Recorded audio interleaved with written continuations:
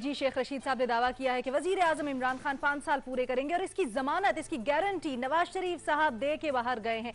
इसके ऊपर हमने सवाल कुछ यूं रखा है कि क्या वजीर रेलवे का दावा दुरुस्त साबित होगा, हाँ या नहीं के ऑप्शंस हैं। मेमल, तो क्या लगता है आपको फिर ये जो सब कुछ हो रहा है ऑपोजिशन का इत्तेहाद के लीडर हैं, मेरे पार्टी के बड़े लीडर, ये सिर्फ लाइमलाइट में रहने के लिए? क्या यहाँ पे वो वाली मिसाल आती है, आंख ओझल पहाड़ ओझल, तो वो चाहते हैं कि पहाड़ ओझल ना हो, हम लाइमलाइट में रहें? देखिए अलीना, जहां तक तो ये शेख रशीद साहब के दावे के दुरुस्त होने की बात है, तो एक जिस तरह फवाद चौधरी साहब ने अपने जिस इंटरव्यू का हवाला भट्टी साहब ने भी पिछले सवाल में दिया, उसमें उन्होंने कहा था कि 6 महीने से ज्यादा आगे की प्लानिंग नहीं हो सकती पाकिस्तान की सियासत में। तो ये 3 साल कहना या ये कि पूरे करेंगे, देखिए सच्ची बात है, मेरी तो बिल्कुल दुआ है कि ये हुकूमत अपने 5 साल पूरी करे। मैं तो हर हुकूमत के बारे में ये कहती हूँ, क्योंकि जितनी हुकूमतें, जमहूरी हुकूमतें अपने टाइम पूरा करेंगी, उतने ही हमारे जमहूरियत जो है वो इवेंचुअली स्ट्रांग होगी। अच्छा, अब दूसरी चीज ये है कि दावा दुरुस्त या नहीं की बात में हाँ नहीं का ऑप्शन, इसलिए एक तो मैं नजूमी नहीं हूँ शेख रशीद साहब की तरह, एक तो वो वजह, दूसरी वजह ये कि देखिए अगर तो यह हुकूमत अच्छे काम, मैंने कहा मैं नहीं हूँ भट्टी साहब, मैंने नहीं का लफ्ज इस्तेमाल किया, मैं नजूमी नहीं हूँ, इसलिए मैं हाँ आपको अच्छा बाकी हर जगह हाँ ना ले लेती हैं, यहाँ नजूमी नहीं है। नहीं क्योंकि हमारा थोड़ा सा फायदा होने लगा है तो नजूमी नहीं हूँ, नहीं हमारा फायदा ना सोचना। भट्टी साहब सुन ले, आपसे फायदे की बात ही करने लगी। पहली चीज ये, अगर ये गवर्नमेंट पॉपुलर रही और अगर ये अच्छे काम करती रही, तो फिर तो किसी भी पॉपुलर हुकूमत को कोई खतरा नहीं होता, किसी से भी नहीं होता, क्योंकि जाहिर बताए असल खतरा जरदारी साहब पॉपुलर हुकूमत थे, 5 साल निकाल गए अल्हम्दुलिल्लाह।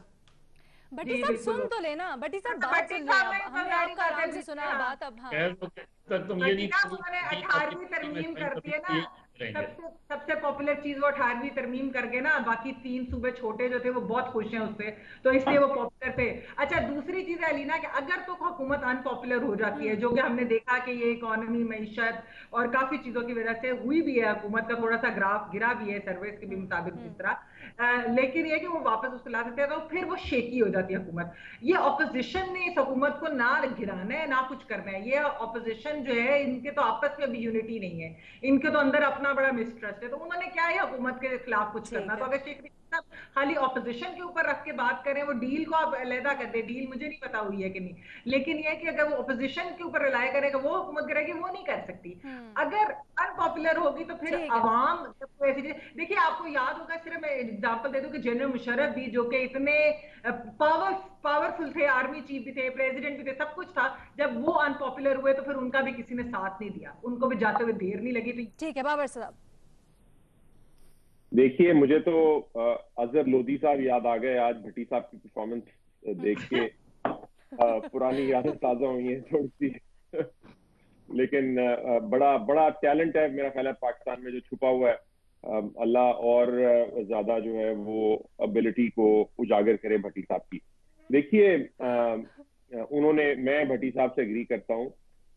शहबाज शरीफ साहब इस हद तक के, शहबाज शरीफ साहब जो कह रहे हैं यही उनकी सियासत रही है, इस चीज से मैं डिसएग्री करता हूँ कि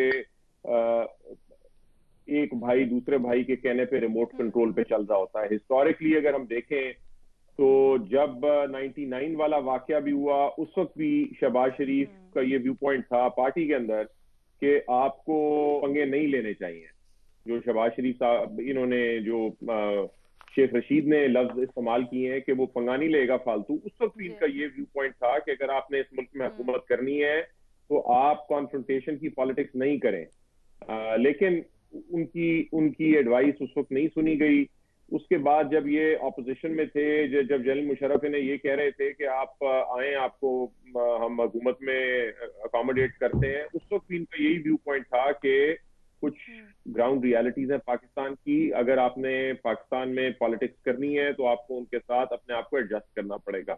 यही इनका व्यू पॉइंट फिर हमें नजर आया ऑल द वे थ्रू, जब तक ये जीटी रोड वाली मार्च जब हो रही थी, उस वक्त भी इनका ये व्यू पॉइंट था। और बड़ी चमगोइयां भी हुई कि ये अब हाउस ऑफ शरीफ डिवाइड होने जा रहा है, ये वो, लेकिन एक कंसिस्टेंट व्यू पॉइंट है बंदे का। आज का ये व्यू पॉइंट है कि अगर आपने वापस गवर्नमेंट के अंदर आना है तो फिर वो रास्ता जो है वो जीटी रोड वाला रास्ता नहीं है। तो वो कंसिस्टेंट है अपनी कहानी के ऊपर। और जहां तक ये बात है, मैं मजहर साहब से ठीक एग्री है। करता हूँ, हमें नहीं पता कि क्या गारंटीज दी होंगी, लेकिन बज़ाहिर जो खामोशी है स्पेशली मरियम नवाज की, उससे तो ये नजर आता है कि कोई ना कोई तो डील है। अलीना, एक बात मैं करूं ऐड। जी क्विकली मजहर साहब प्लीज। वो जैसे बाबर साहब कह रहे हैं ना, मैं 12 अक्टूबर 1999 को, आज ये बात मुझे एक मरतबा सईद मेहदी साहब ने बताई थी, जो नवाज शरीफ के प्रिंसिपल सेक्रेटरी थे। उन्होंने कहा जिस दिन जनरल ज़ियाउद्दीन भट्ट को नवाज शरीफ साहब ने ये फैसला किया कि उनको बनाएंगे और मुशर्रफ को हटा रहे हैं, तो मैंने उनको उससे कहा कि सर शहबाज और चौधरी निसार साहब से भी मशवरा कर लें। बोलने लगे नहीं वो मुझे कंफ्यूज कर देते हैं, लिहाजा उन्होंने जिस वक्त ये फैसला किया तो चौधरी निसार और शहबाज शरीफ बराबर वाले कमरे में थे, उन्हें ये नहीं पता था उस वक्त तक कि जनरल ज़ियाउद्दीन भट्ट को जो है वो आर्मी चीफ बनाया जा रहा है। ठीक है जी, इसी नोट के ऊपर हम अपना प्रोग्राम कंक्लूड करेंगे। और कल ईद होगी पाकिस्तान में भी, तो हमारे देखने वालों को जहां जहां भी देख रहे हैं, पाकिस्तान के जिस कोने में भी, एडवांस में बहुत बहुत ईद मुबारक टीम रिपोर्ट कार्ड की तरफ से। फीडबैक शेयर कीजिएगा। आपसे कल मुलाकात होगी। अल्लाह हाफ़िज़।